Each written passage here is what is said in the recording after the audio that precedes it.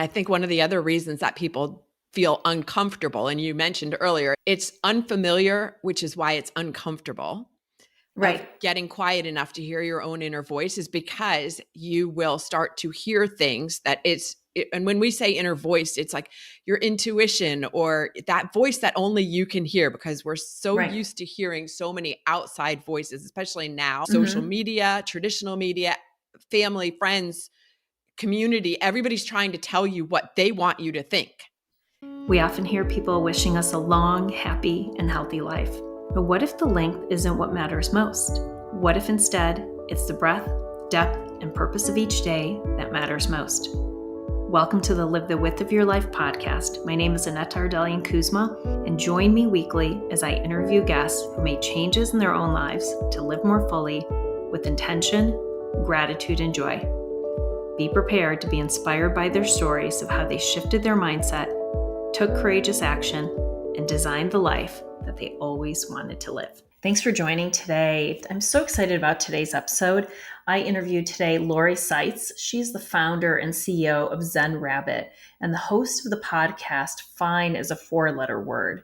An award-winning writer, speaker, and broadcaster, Lori's on a mission to teach the world to be calm and grounded no matter what's going on. We talked about gratitude, meditation, her experience with taking a sabbatical in order to rest and recharge, and why more of us should be taking these sabbaticals. She talked about how she works with her clients to move from fine and barely surviving to a place of thriving and living lives of joy. We connected on so many levels, and I'm so excited for you to learn more about her journey. Take a listen. Hi, Lori. Thanks so much for joining me today. It's my pleasure. I'm so excited to be here and having this conversation. I'm so excited. I think that I'm so grateful for having a podcast for many reasons, but one of the reasons that I'm so grateful is because I get to have wonderful conversations, sometimes with people I know, often with people I don't know that well. And I always leave just feeling so energized and charged. So I am so excited for our conversation today. Yes, yes. I feel the same way about doing podcasts. It's exactly energizing. You get to meet the coolest people and Yes. have the most interesting conversations. So, yeah. Well, I would love for you to be able to share with my audience a little bit more about your background, your story, and you are the CEO of Zen Rabbit, but you also have your own podcast. And so I would love for you to just share a little bit more about your journey and how you got to where you are today. Yeah, thank you for that invitation. I started my first business in 2003. I was making a product called the Gratitude Cookie, and the company at that point was Zen Rabbit Baking Company. And because I have more than 30 years, is that right? Wow, that's a long time. 30 years marketing background. It wasn't my goal to be the next Mrs. Fields. I created this product as a way for businesses to say thank you to their clients and people who sent them referrals. And so I ran that business for 11 years and couldn't quite scale it the way I wanted to. So I ended up shutting it down. But while I was running it, Gratitude Cookies, I was talking a lot about using the concepts of gratitude to differentiate your business and how all the goodness around the whole concept of gratitude. Yeah. Once I shut that business down, while I was running that business, I had to learn how to network, how to Mm. walk into a room full of people I don't know and start a conversation, because that was not a natural ability for me. Mm. And so after I shut down the baking company, I started teaching networking strategies to what I was calling quiet people, those who, might feel really uncomfortable and anxious about walking into that room. For that program, I created my first meditation, like wrote and recorded a meditation, 5 minutes, to help people kind of just get grounded before walking into that room. And then pandemic came along and no one was going to any networking events. So I had to pivot again and go, all right, well, now what am I going to do? And came back to this whole concept of gratitude and talking about gratitude, and created more meditations. And that kind of just evolved into the program that I have now, which is called Fuck Being Fine. in and helping people who have reached this point in their life where they're just like, I am not willing to live in fine anymore. Mm, Fine is not okay. Fine is surviving, yeah. but it's not thriving. And my soul needs more. Oh my gosh, I love so many of the things you said. First, I want to start with gratitude because I, like you, believe so firmly in the practice of gratitude. I've seen what it does in my life and in my clients' life.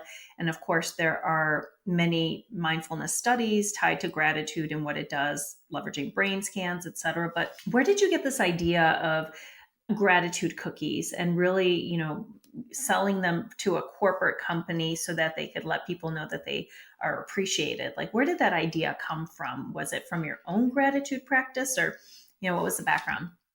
The cookies were actually based on a family recipe. And every time I would Oh, make them around the holidays, people would say, oh my gosh, these are so good. You should sell these. It's like every wow. food entrepreneur's story. Yes. Wow. So, yeah. So I had reached a point in my career. My husband at the time and I had moved to South Florida. I wasn't finding a job in marketing. And so I was looking for, okay, well, what am I going to do? And that's when I came to this idea of, well, maybe I really could sell these. And I was part of a peer strategy group, and it was right around the time that the movie The Secret had come out. Mm-hmm. And in the movie, they talk about a gratitude rock. Mm. And someone else in my peer strategy group said, you could call these gratitude cookies. Wow. And this is why, one of the reasons why it is so important as an entrepreneur to be around other entrepreneurs and to be part of a pure strategy type group, Mm-hmm. because not all the best ideas come from your own head. It's so true. Sometimes we're so close to the ideas, and sometimes we censor ourselves. Like, we might have Yeah. a great idea, but because we don't share it with others, we say, I don't know, that doesn't seem like it's a thing. Amazing that you took this family recipe and then you were able to sell it. And then tell me a little bit more about the meditation and how you came to record meditations. Is that from your own practice, or was that something that you also saw as a need or an opportunity in the marketplace? I actually learned how to meditate when I was 10 years old. My mom took my brother and me to a meditation course, Mm. and it's now known as the Silva method. Oh, yes. Yeah, are you familiar? I am. I actually through Mind Valley. So Yeah. it's one of the offerings through Mind Valley. So I am doing the course currently. That's really Oh, interesting. wow. How Yeah. cool. Yes. Yeah. So that's how Vishen Lakhiani is the founder of Mind Valley. He was Yes. introduced to meditation through the Silva method when he was a kid. Mhm. Yeah. So Amazing. yeah, so I was introduced to it at this very young age. It was kind of a foundation, but I didn't practice it for the next 35 years. Like, I knew it and I'd do it once in a while, but I was never consistent. And yeah, so I finally came back into a regular practice actually shortly after my mom passed away in 2014. Mm. And that's so I was having my own practice. And then I also have a background in broadcast. I actually was a broadcast major in college. So, but I had some, when I was living in South Florida and not having a marketing job, I worked a little bit on air radio. So I've always loved doing voiceover work and radio work. And the idea of creating meditations just kind of came to me one day when I was doing this networking course. And I went, well, what could help people? Because I knew I was practicing meditation to help me be calm and grounded. So, hey, Yeah. what if I put together a 5-minute meditation to help my clients before they walk into an event? That was the Mhm. start of it. And then after pandemic, and I started getting back into teaching gratitude, I created this 6-minute gratitude meditation as part of, I had created a gratitude experience. At the time, the big rage was everybody was creating challenges, like Mhm. Facebook challenges. And I thought, it's June 2020. Everybody is pretty challenged right now. We don't need Yeah. another challenge, but how about a gratitude experience? And for that week-long experience, I created a gratitude meditation that's still available. Like, listeners can come get it at my website. I love that. And I love this idea of doing the meditation before networking. I'm also, I'm an introvert, but people think that I'm not because I think people's interpretation of what an extrovert and introvert is, but I definitely go internally to find energy and love my alone time.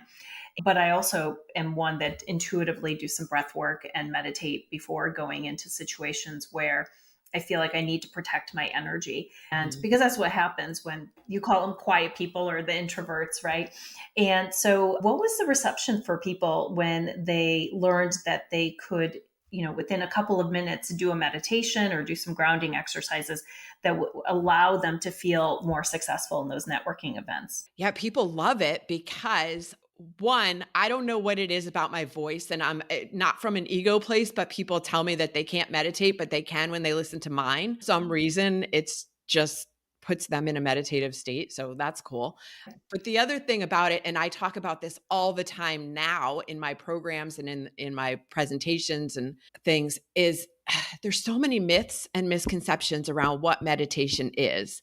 And Hmm. a lot of people believe that meditation means you have to clear all the thoughts out of your head so you have no thoughts running through your head and sit for an hour on a mat with cross-legged in complete silence. And that is some people's idea of meditation, but it is not the only way, and it's Hmm. not even the most common way. So the idea that you could spend 5 minutes just wherever you are, focused on your breathing and focusing on listening to my voice and get calm is intriguing to people, I think. So I think that's what all of those factors drew them into this meditation. Oh my gosh, for sure. And I think that people have become very unfamiliar with rest and with sitting quietly. Yes. And I know that there have been some studies where people could either sit quietly for 15 minutes or they could get zapped, and shocked. And some people chose to get zapped instead because it is uncomfortable and it's unfamiliar because we are overly stimulated. So the idea, maybe, like you said, if people think that meditation is having to quiet the mind, they feel defeated before they even begin. But, like you said, it really could be a mindfulness meditation just focused in on breath, maybe focusing in on some tactile things, some body awareness. There's so many different types of meditation. What is your personal practice? Like, what do you like to do in terms of meditation yourself? My meditation practice now is first thing in the morning before I Hmm. get started in my day. I Yeah. do typically a guided meditation. Sometimes I'll just put on meditative music and I do it lying down. Again, like another thing, people are like, "Oh, I could do it lying down." Yeah, you could do it standing, lying down, walking, like again, whatever works for you. Yeah. So, but I do it every day before I get started in my day. And at this point, I've been doing it for several years. It feels uncomfortable if I don't do a meditation. It's almost like leaving the house without brushing your teeth. It feels weird. Oh, it's so true. I always say I notice, and those nearest and dearest to me also notice if I miss my meditation because I feel like I haven't quite connected with myself. I call my meditation my date with the divine. It's just Mhm. a time I look forward to every morning, and it's such a personal experience. And I look forward to it. It definitely is become something that is such a part of my everyday morning routine that I can't even imagine ever giving it up. I can't imagine why I ever would. Yeah. Right. And Amazing. Mhm. a lot of my clients and a lot of people I've talked to feel the same way. Once you get into the practice, there's a Right. challenge for a lot of people in getting into it for the reasons that you said, like just getting quiet enough to Yeah. hear your own inner voice. And that doesn't mean shutting off all the thoughts, because that's actually part of the process of meditating that a lot of people don't realize is Right. having those thoughts running through your head and catching yourself, noticing the thoughts and going, Yeah. oh, wait, come back to breathing, come back to sound of meditation teachers. Every time you bring yourself back, that is improving your focus for when you are outside of a meditation. That's right. And for me too, I think the interesting part of meditation is you are the observer of your thoughts. Mhm. So it reminds me of like, oh, that's the ego speaking. That is, not me. That is not the essence. That is not the self with a capital S or spirit. That is something else. And then you can question whether the things that you're hearing are actually true. And so it's been amazing and life changing for sure.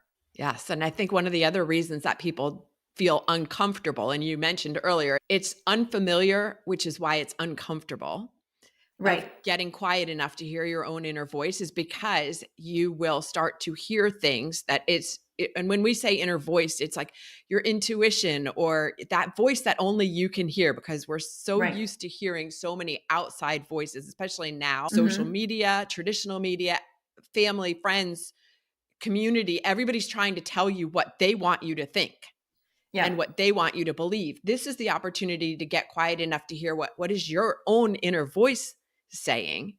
And when you do that, a lot of times you hear things that you might not want to admit that you're hearing, or you're getting messages. You're like, what? I'm supposed to do what? I'm supposed to what? Quit my job?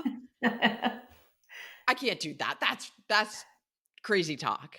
I have a Right. family to support, or I have a mortgage to pay, or whatever it is. You hear things that sound crazy that you don't want to hear. So that's why a lot of people don't like to go there. Yeah, and people have that awareness. Like I know for some clients who are and I use meditation as part of my coaching program as well. For clients who meditate, I find that they are able to go through their transformation journey quicker. They have more sustainable results. They definitely are able to get into a really good mindfulness practice. But many will say, I don't want to meditate because I'm scared to see or to listen to what the voices say. So I get that. And so timing is very important to be able to introduce a practice like that when you're able to fully receive it and to accept it. Yes. Yes. And if someone truly wants to find joy and happiness and fulfillment in their life, they will take the risk to do it. Absolutely. I completely agree with you. So tell me when you started your podcast. I listened to the last one of 2022 this morning on my morning walk. And I loved you had some tips on things that people can do this year to make it a successful year. I did something very similar, which is funny. And I love this notion of questioning whether resolutions are things that people will continue to do or if are more productive questions and reflections that we can do as we prepare for the new year. But tell me a little bit more about why you wanted to start a podcast and what your experience has been with your podcast. I started a podcast because, as I mentioned, I was a broadcast major and I never really Yeah. got to do that. I actually changed my major before I graduated because a professional in the industry said, well, you're to start your career, you're going to have to go to the middle of Iowa and work overnights for $10 an hour. I went to Mm. school here in the nation's capital in Washington, D.C., and I thought, well, I am certainly not going to the middle of Iowa. And $10 an hour, even back then, was a pittance. So I was like, maybe I'll change my major. So I changed to public relations, but I always had that love of broadcast. And so I did get to do it when I was, like I mentioned, when I was living in South Florida, I did get to do on air radio for working overnights for $10 an hour. Many. So I got to do it. But starting the podcast was my opportunity to do my show. Like I didn't have to wait for somebody to hire me. Hmm. And I got to structure it the way I wanted to. And it took me several years to start a podcast because I kept trying to figure out, well, what am I going to talk about? What can I contribute to this world of there's thousands and thousands of podcasts. What do I have to contribute? And that wasn't like a way of putting myself down like, oh, I have nothing to say. I was looking for a way to create a show that I would want to listen to and that would be worthwhile for my listeners. And so I finally came up with this idea. My show is called Fine is a 4-letter word, and it goes along with the whole program of, getting to this place of fine is not fine. So the Hmm. theme of it is most of my shows are interviews, although the one you listen to is a solo Right. episode. Talking with people who said everything was fine when it really wasn't fine at all. And how did they move from that place to where they are now? Yeah. Oh, I love that. It very similar. Like I love talking to like-minded folks like you. And so what are some of the themes, the things that people talked about? What did they need to overcome to move from that place of being fine barely surviving to maybe thriving in their life? Like, what are some of the things that, because you've had, I think, like 38 episodes now, if I remember correctly. Well, right, 38 episodes in season 2 and Yeah. 36 episodes in season Oh, 1. So, I'm now starting, yes. yeah, this week we'll start season 3. So there have been more than Amazing. 72 episodes. Yeah. One of the things that surprised me the most is how many people talk about not being allowed to have emotions, not realizing that they even had emotions, that they were raised in families that did not express emotions, did not allow emotion. And so all of those things were stuffed down for years until, and one of my guests gave this analogy and I love it, like like holding a beach ball underwater. You can only do that for so long until it pops up and hits you in Yeah. the face. Yes. Yeah. Wow. So that idea of not expressing emotions was pretty common. But the places where people were fine is all over the board. Fine in jobs. And a lot of people, I'm thinking of one guest in particular who had been at her job for 20 years. She knew, she was hearing the voice. She just was ignoring it, that it was time for her to leave. And she finally got fired. Wow. So the universe stepped up and went, I've Yeah. been telling you, you haven't taken action. Now I'm going to make it happen. Yeah. She kept saying everything was fine and she knew it wasn't.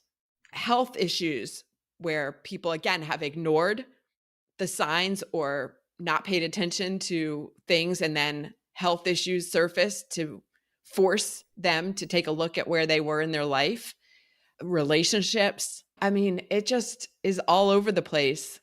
That's what's so interesting about it, how many different stories people have. So true. And this idea of the universe sometimes stepping in and helping us out, I've seen it and I believe it. Like, we get signals and we see signs, and we might even be nudged. And, after a while, if we don't pay attention, will be a little bit more severe, Mhm. like sometimes a diagnosis, or maybe, the job, or there could be a breakdown in communication or relationship or something else that forces us to say, wait a second. It's like a jolt, right? Like, Yeah. jolts you out of whatever trance we're in, and sort of makes you realize, like, oh wait, this is my life and I get to change and make different choices. So as you're working with clients that are looking to say, you know what, I know I've said I'm fine, but I'm really not, like, what are some of the things that you feel like people, beyond the emotion, learning how to express their emotion, leading to connect to it, what are some other things that you've been able to do with your clients to really help them to reimagine what it could look like to love their life, to live Mm. more joyfully, to live more intentionally? Yeah, 2 things. One, I'm thinking immediately of going back to that concept of gratitude and Yeah. teaching people some tools and techniques for seeing gratitude, seeing all the gratitude in their life, because as a species, we are somehow now wired to complain and criticize as much as Mm, possible and not see the places where we can be grateful. And that's not to say let's have some toxic positivity and just make everything rose colored glasses. There's nothing wrong, or there's no room for feeling sadness, anger, resentment. Those are human emotions. And again, feel all the emotions. At the same time, where can you find gratitude instead of replacing the complaining and criticizing with gratitude? yeah. So that's the one thing. And then the second part is I'm now developing more and more into my program. This, I guess it's kind of a secondary program called Living the Sabbatical Life, and how to live a sabbatical life, which involves recharging yourself on a regular basis. Because we have been taught since a very young age that in order to succeed, you have to work hard. Right. And hard work, put your head down, keep going. You want to have fun, you want to take a break, you do that after the work Hmm. is done. But the work is never done. And what I've found now and what I'm teaching my clients is that recharging, relaxing, having fun in life is required for success in whatever your definition of success is. It's not an afterthought. It's actually an integral part of it. We have it wrong. We've been lied to. Yeah. Oh, it's so true. I really believe in the rest and the recharge and the renewal, of mental, physical, spiritual, all of it. So what are some of the things that you do personally for your own recharge and renewal practices? Yeah. Well, last year I was looking back at the end of 2022 at my calendar because I wanted to really recapture all of the places and the things that happened that I could celebrate, which is first Mhm. of all a somewhat new thing for me, and now Yeah. and something that I teach my clients as well, is celebrate every win. Again, we tend to minimize. Oh, it's not that big a deal. Right. Everybody does that. Like, no, celebrate, because the more you celebrate your wins, the more wins you get to celebrate. And so I'm looking back at my calendar and I'm looking at all the stuff I had packed into it. And I'm like, I'm tired looking at this. I got it all Yeah. color coordinated and everything. And I'm like, how was I doing all of this? And so it's no wonder that I got to June and I was like, I was completely burned out. And the Oh, irony is I'm teaching people how yeah. to live in gratitude and use meditation and stay calm and grounded, and I was losing my connection to all of Mhm. that. I was like, I'm not having any fun. I'm not achieving the level of success I'd like to. I'm working all the time doing all the things because my solution to not reaching the level of success I wanted to, doing all the things, was to do all the things more. Do them, Right. more of them. Yeah. What's not working? Do more of that. Maybe Right. it'll work now. So I got to July and I was like, I can't do this anymore. I just can't. And I ended up taking a month-long road trip sabbatical for the month of August with my 19-year-old cat. It's a great story. I actually contributed a chapter to a book called Love Warriors. It was just published at the beginning of January. And that Awesome. chapter is called Fine is a Four-Letter Word. And it's the whole story of my month-long sabbatical with Panther. So, what were some of the highlights of your sabbatical? Not working. Yeah. I just let go of everything and I cleared my calendar and I went and visited friends and went to the beach and just allowed myself to have fun, to go paddleboarding, to play pickleball for the first time, took a lesson, go to great restaurants. I visited my dad in South Florida and then went over to the Gulf Coast of Florida to Anna Maria Island, which I fell in love with, and sat on the beach. And Yeah. the interesting thing that happened was two of the biggest business opportunities ever Mhm. came to me while I wasn't working. Of course they did. Yes. Right. Of So course they did. we know this intellectually, like we teach it, but now I was like, "Oh, I'm getting it. It's actually happening." Letting go actually gives you space to allow ease and flow. This is again the irony. My phrase for 2022 was ease and flow and fun, and I went an entire half of the year not allowing and doing any of that. Yeah. But that was the lesson that I learned. That again, this is crucial to success, or to my definition of success anyway. Absolutely. Oh, congratulations for being able to do it, because I think when I was in the corporate world for 25 years, and I always used to think it was amazing for people that could take sabbaticals. And now as an entrepreneur, I haven't taken a month-long sabbatical because there's still residual conditioning Mhm. from the fact that we feel like we need to work hard and we have to be conscientious and responsible. And especially when we serve others, there's a level of responsibility for being available and being able to help people that need it. So, what were some of the maybe fears or limiting beliefs or stories that maybe you thought of? Obviously, you went on your sabbatical anyway, but things that you were worried about Yeah. when you finally were like, could I really do this? Yeah, well, because I have all of this conditioning. I'm a firstborn, I'm a Capricorn, so it's hard work, hard work, hard work. Well, okay, well, what's going to happen if I just don't work? Like, how do you not work? How do you not be productive in achieving things every minute of every day? Well, Yeah. then who am I? And it was Right. a lesson in learning that your worth is not tied to your achievement and productivity. Mhm. And how am I going to afford this? Because I'm not independently wealthy. And how am I going to afford this? And part of the reason Panther had to come with me was because, okay, well, what am I going to do with the cat for the month? She was 19 years old and she required sub-Q fluids for kidney disease every twice a week. So Mm. what am I going to do with her? And like, I'm just going to up and leave. Like, what about my podcast? Well, you know what? I put it on hiatus for a month and nobody died like from Right. not listening to the podcast. There were plenty of previous episodes for people to listen to. Yeah. Are people going to miss me? Like, what's going to happen if I don't post on social media? Right. I will become invisible. Didn't happen. I love that. And I love that those are definitely the things that would have been going through my head as well as, the financial scarcity tied to people. Do I need to continue to post and to be visible? What would happen? Am I missing business opportunities? And I love that one that you started off with, like, who am I? Who is, because productivity is so tied to our identity and Mhm. working hard and being conscientious and all of those things, the achieving piece. So are you going to make this a tradition? Like, do you plan to do another sabbatical? Maybe it's not a month, but is this something that you plan to do more often?